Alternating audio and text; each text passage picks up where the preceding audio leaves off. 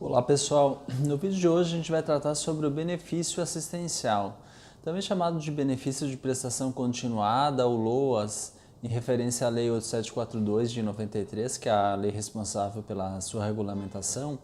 A gente vai tratar nesse vídeo sobre quem tem direito a recebê-lo, quais os requisitos necessários para ingressar com o pedido e quais as peculiaridades que ele possui, e também a via de como solicitá-lo.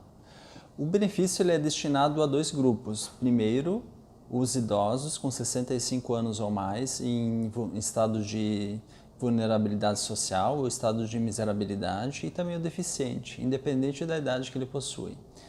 O critério da vulnerabilidade social, o estado de miserabilidade, tanto do deficiente quanto do idoso, ele é medido hoje da seguinte forma: os membros que compõem o núcleo familiar, que moram ali com o idoso ou com o deficiente, a soma total da renda não pode ultrapassar um quarto salário mínimo quando dividido a cada um dos membros que compõem, ou seja, a renda per capita total não pode ser maior do que um quarto salário mínimo. Agora, com a Lei 13982, de abril de 2020, houve um aumento dessa regra de um quarto para meio salário mínimo para um indivíduo com as seguintes características. Por exemplo, aquele indivíduo que tem um gasto elevado, que compromete o orçamento do núcleo familiar, como, por exemplo, medicamentos, com consultas médicas, tratamento de saúde, com as barreiras que devem ser transponíveis no dia a dia são muito prejudiciais, ele não consegue se inserir na sociedade, não consegue oferir renda. É analisado o grau de instrução do indivíduo, analisar toda essa conjuntura para ver se é aumentado, é relativizado esse valor de um quarto para meio salário mínimo ou permanece um quarto. Essa lei 13982, o objetivo dela é passar de um quarto para meio salário mínimo, o critério da renda, então, para o acesso à concessão benefício assistencial.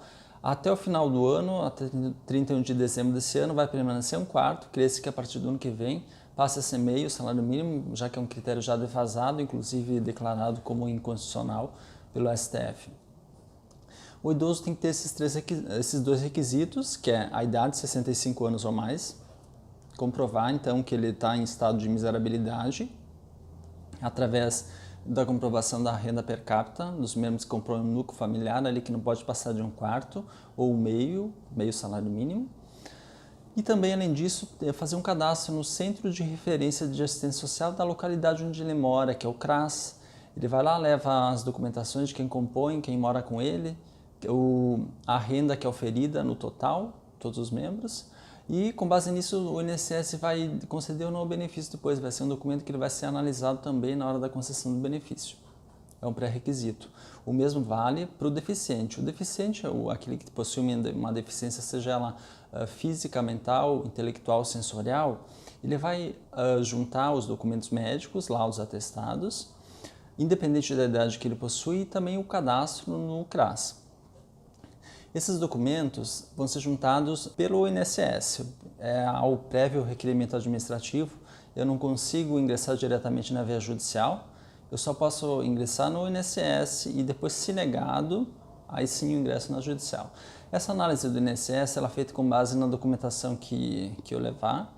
Os documentos ali, se eu for idoso, eu vou comprovar que tenho 65 anos ou mais, comprovar que a renda per capita dos membros que compõem ali, que moram comigo, não passa de um quarto, ou dependendo do caso, não passa de meio salário mínimo. E vai ser feita uma perícia pelo médico do trabalho e ele vai ver vai analisar e vai ver se concede ou não. Na via judicial, há uma análise mais completa. É feita uma perícia biopsicossocial.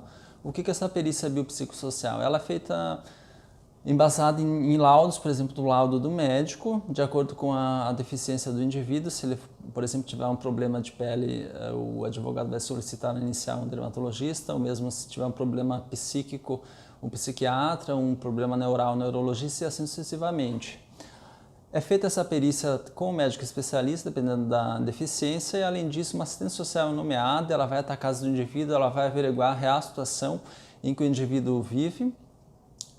E com esses documentos, o juiz vai conseguir averiguar realmente se o indivíduo tem essa necessidade, esse benefício, se ele possui o direito a recebê-lo. Esse benefício tem umas peculiaridades. Por exemplo, ele é um benefício que não é previdenciário porque ele não tem caráter contributivo. A pessoa não é necessário contribuir sequer uma única vez para ter acesso a esse pedido. Ele também não vai gerar pensão por morte, porque ele tem um caráter personalíssimo. Quando o indivíduo vem a falecer, não fica para os dependentes.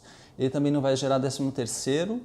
Ele não pode ser cumulável com qualquer outro benefício, seja aposentadoria ou benefício por incapacidade, mas sim, 2 membros da mesma família podem receber o benefício assistencial.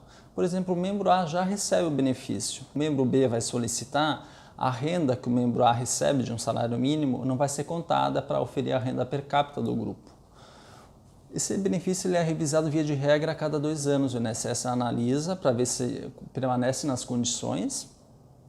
O indivíduo permanece ali deficiente ou melhorou de repente o aspecto social, tá oferindo uma renda maior, aí ele é desenquadrado. Também não prejudica, por exemplo, se o indivíduo está internado, está numa casa geriátrica, por exemplo, ele não é prejudicial a esse pedido, ele pode solicitar igualmente e vai receber.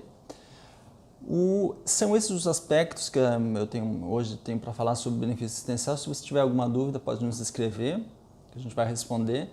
Se inscreve no nosso canal, clica no sininho para receber as notificações, que sempre vai ter matéria sobre a área previdenciária e trabalhista, para a gente manter a sociedade informada sobre seus direitos e sempre que for necessário ingressar ou na via administrativa ou na judicial. Até o próximo vídeo, pessoal. Um abraço.